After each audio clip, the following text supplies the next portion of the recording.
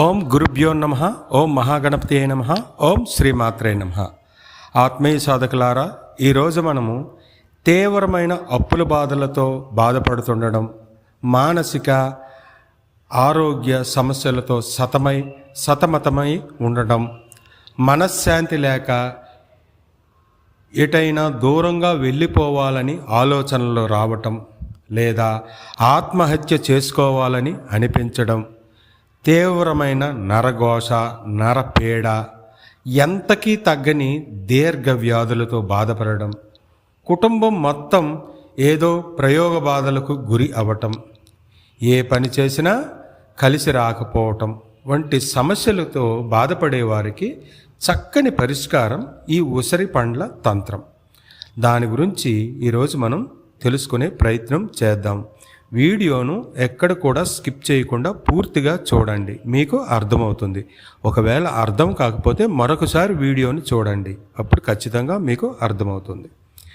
ఈ తంత్రమును ఏదైనా అమావాస్య, అష్టమి, నవమి తిథులలోనూ లేదా ఆదివారము, మంగళవారము, శనివారం రోజులలోనూ చేయాలి. ఈ తంత్రమును ఏదైనా నది, సెలయేరు, చెరువు, కొలను ఒడ్డున గల శివాలయం దగ్గర ఉదయం పూట చేయాలి. మొదట 11 ఉసిరికాయలు తీసుకొని మీ ఇంట్లోనే పూజ గదిలో నువ్వుల నూనెతో దీపం వెలిగించి ఎర్రని పూలతో సరస్వతి, లక్ష్మి, పార్వతీదేవులను పూజించాలి. ముందుగా ఒక పళ్ళెంలో 11 ఉసిరికాయలు ఉంచి దీపం వెలిగించండి. ఏదైనా తీయని పదార్థాన్ని నైవేద్యంగా పెట్టండి. ధూపము, హారతి ఇచ్చి పూజను ప్రారంభించండి.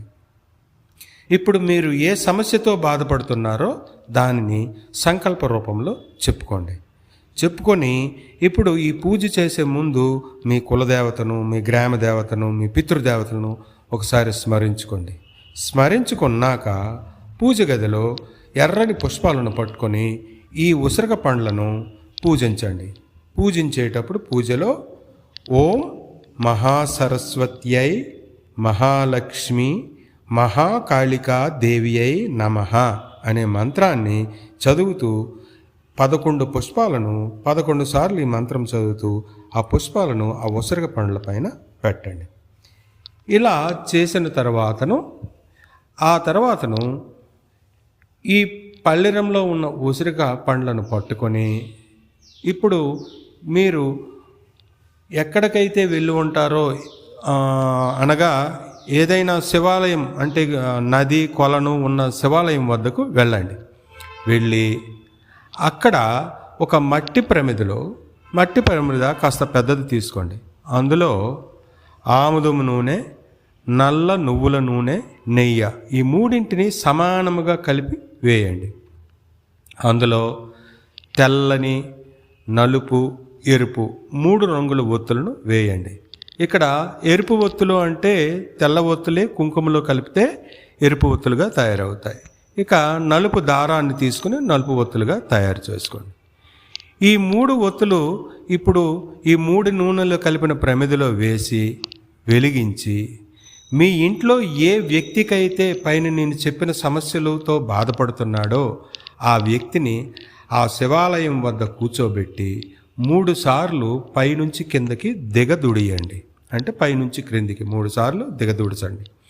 ఇలా దిగదుడిచాక ఆ వెలిగించిన దీపాన్ని ఆ శివాలయ ప్రాంగణంలోనే ఒక అరటాకు వేసి దానిపైన నవధాన్యాలు పరచి దాని మీద శివదీపంను పెట్టండి. ఈ దీపం యొక్క ఒత్తి కాంతి, వెలిగే కాంతి శివుని వైపు చూసేటట్టు పెట్టండి. అంటే శివాలయం గర్భగుడి వైపు చూసేటట్టు పెట్టండి. తరువాత ఆ వ్యక్తిని శివాలయం దగ్గర గల ఈ చెరువు లేదా నది వద్దకు తీసుకుని వెళ్ళండి. వెళ్ళి అక్కడ నీటిలోకి ఆ వ్యక్తిని దింపి ఇప్పుడు మీ ఇంట్లో పూజించి ఉంచిన ఉసిరిక పండ్లను పట్టుకోమనండి. పట్టుకోమని ఒక్కొక్క పండును పట్టుకొని నేను ఇప్పుడు చెప్పబోవు మంత్రాన్ని పఠిస్తూ ఆ ఉసిరిక పండును ఆ నీటిలో విడిచిపెట్టమనండి. మంత్రం చెప్తున్నాను, మంత్రం నాతో పాటు పలకండి. ఓం నమో భగవతే దుర్గా పరమేశ్వర్యై త్రాహి త్రాహి. త్రాహి త్రాహి మహాలక్ష్మి, త్రాహి త్రాహి సురేశ్వరి, త్రాహి త్రాహి జగన్మాత.